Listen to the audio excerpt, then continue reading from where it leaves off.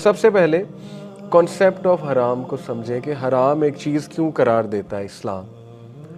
देखें, कुरान मजीद में अल्लाह ताला ने बात बहुत क्लियर की है कि तौहा मा अंज़लना अलैकल कुरान लितशक़ा।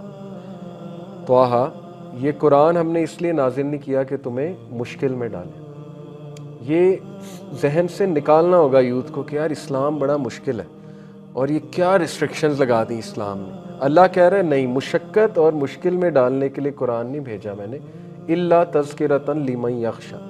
ये सिर्फ़ एक रिमाइंडर है, तज़किरा है किनके लिए? खशियत वालों के लिए जो परहेज़गारी को अडॉप्ट करना चाहते हैं, ह्यूमन वर्चू को अडॉप्ट करना चाहते हैं। ह्यूमन वर्चू इनका टारगेट है, नेकी इनका टारगेट है, they want to become better and better. तो ये उनके लिए एक तज़किरा है, एक रिमाइंडर है, एक मैकेनिज़्म है, मैनुअल है, फ्रेमवर्क है कि इसको अडॉप्ट करो। ये अल्लाह ताला ने हमारी गाइडेंस के लिए भेज दिया। तो ये समझना कि इस्लाम में हर चीज़ हराम क्यों है। एक स्कॉलर ने इसका बड़ा अच्छा जवाब दिया था। उनसे किसी यूथ ने पूछा कि इस्लाम में हर चीज़ हराम क्यों है। उन्होंने कहा इस्लाम में बेटा हर चीज़ हराम नहीं है, अनफॉर्चुनेटली जिस माशरे का आप हिस्सा है वहाँ हो ही हराम रहा, इसलिए आपको लगता है हर चीज़ हराम है, वरना इस्लाम में तो बड़ी कम चीज़ें हराम है। इस्लाम में जो हराम करदा चीज़ें वो लिटरली आप उंगलियों पे गिन सकते हैं, बाकी सब कुछ हलाल है। तो ये गलत फहमी है, मीडिया ने भी क्रिएट कर दी, हर चीज़ हराम जी, हर चीज़ हराम। तो हराम का कॉन्सेप्ट क्या है याद रखें। देखें, इस्लाम इंडिविजुअल और पब्लिक वेलफेयर की बात करता है। जब भी एक दीन या मज़हब या वे ऑफ लाइफ ये क्लेम करता है ना कि वो पूरी इंसानियत के लिए आया और इंसानियत की बेहतरी के लिए आया, तो वो इंडिविजुअल प्लस पब्लिक वेलफेयर दोनों को केटर करना चाहिए उसे। बुद्धिज़्म इंडिविजुअल वेलफेयर तो शायद कर दे, शायद है वो भी, कि आप अपनी हेल्थ बेटर कर लें, आप योगा कर लें, आप ज़रा फिज़िकली बेहतर हो जाएंगे, आपका फोकस ठीक हो जाएगा, माइंडफुलनेस हो जाएगी। लेकिन सोसाइटी में आकर वो मैकेनिज़्म कामयाब नहीं है उनका। सोसाइटी के सॉल्यूशंस नहीं है उनके पास सोशल प्रॉब्लम्स के, ठीक है। इसी तरह हिंदुइज़्म और बाकी मज़ाहिब को भी देखें तो प्रैक्टिकली स्पीकिंग जब सोसाइटी के इश्यूज़ खड़े होते हैं तो वो कोसों दूर हैं प्रैक्टिकलिटी से। इस्लाम ना सिर्फ इंडिविजुअल वेलफेयर की बात करता है, पब्लिक वेलफेयर की भी बात करता है। और याद रखें, जो चीज़ पब्लिक वेलफेयर के लिए नुकसानदेह है वो बैन करता है इस्लाम। मिसाल के तौर पे कोई ये क्लेम करे, मैं ये क्लेम करूं कि मैं सीट बेल्ट नहीं पहनूंगा। क्यों नहीं पहनोगे भाई? मैं इसलिए नहीं पहनूंगा क्योंकि मेरा तो आज तक एक्सीडेंट नहीं हुआ, मैं तो बहुत अच्छी गाड़ी चलाता हूँ। कोई ये क्लेम कर सकता है कि मैं रेड इशारे पे नहीं रुकूंगा। क्यों? क्योंकि मैं बड़ी इजीली निकल सकता हूँ। इसके दो नुकसानात हैं। एक, जब आप रेड इशारा तोड़ेंगे तो आपको देख के बाकी भी तोड़ेंगे। उससे क्या सोसाइटी में क्योस फैलेगा, ठीक है, उसमें डिसिप्लिन ख़राब होगा। दूसरा ये कि आप जब इशारा तोड़ेंगे तो आप लॉ को तोड़ें, सिंपल एज दैट। और लॉ को तोड़ना पब्लिक वेलफेयर के नुकसान में है, ठीक है ना। आप अपनी तो गारंटी दे रहे हैं जी कि नहीं जी मैं नहीं कभी, अब आपको देख के दूसरे लोग भी यही गारंटियां देना शुरू कर दें तो क्या होगा? पब्लिक वेलफेयर का नुकसान होगा।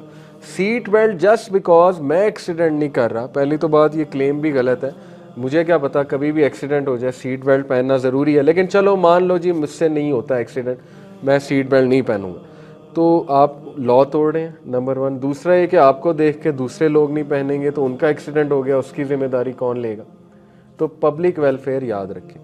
इसलिए इस्लाम में जितने भी अहकामात हैं वो इंडिविजुअल वेलफेयर तो है ही, जैसे मर्द और औरत का इख्तलात वो पब्लिक वेलफेयर में। आप ये क्लेम नहीं कर सकते कि भाई मैं तो लड़कियों में बैठता हूँ मुझे तो कुछ नहीं होता।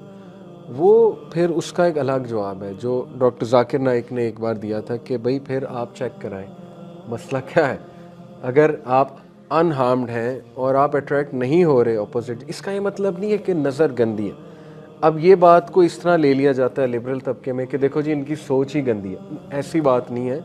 ये साइकोलॉजिस्ट कह रहे हैं कि अट्रैक्शन होती है एक टाइम, चलो शुरू में you try to be respectful and all that, और रिस्पेक्टफुल ही होना चाहिए।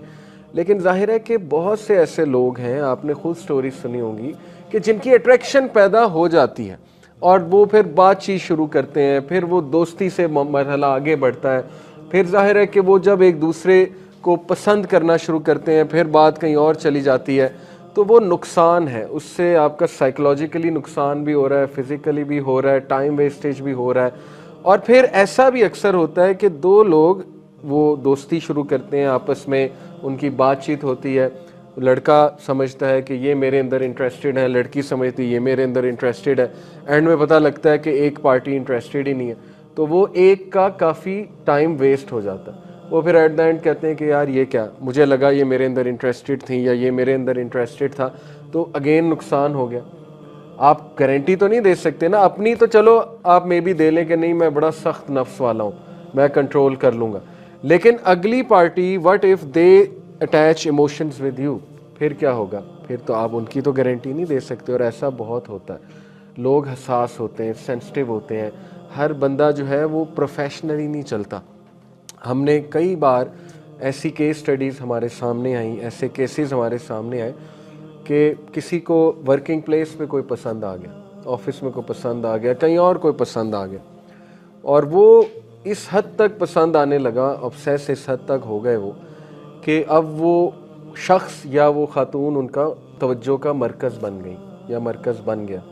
उससे फिर बहुत सी चीज़ें डिस्टर्ब हुई, उससे परफॉर्मेंस भी डिस्टर्ब हुई, रात की नींदें भी डिस्टर्ब हुई, क्योंकि हर वक्त सोचना, फिर अप्रोच करने की कोशिश करना, ये टाइम वेस्टेज, इस्लाम ने ऐसी खराफात को टाइम वेस्टेज करार दिया कि ये आप पर्पज़ से हट रहे हैं। मैंने कई लोग देखे, मैरिड लोग जो है वो किसी को पसंद करना शुरू कर देते। हर एक की गारंटी नहीं दी जा सकती, मेरा पॉइंट समझें। जब आप मर्द और औरत का इख्तलात, इंटरमिंगलिंग कराएंगे तो ऐसे केसेस सामने आएंगे, कोई किसी पे नज़र डालेगा, कोई किसी को पसंद करना शुरू कर देगा। ऐसे ही आप बिला वजह क्यों ट्रबल क्रिएट कर रहे हैं एक दूसरे के लिए? तो दैट्स वाई इस्लाम ने बहुत सोच समझ के, इस्लाम के जो जितने अहकामात हैं पब्लिक वेलफेयर के लिए भी हैं, इंडिविजुअल वेलफेयर के लिए भी हैं।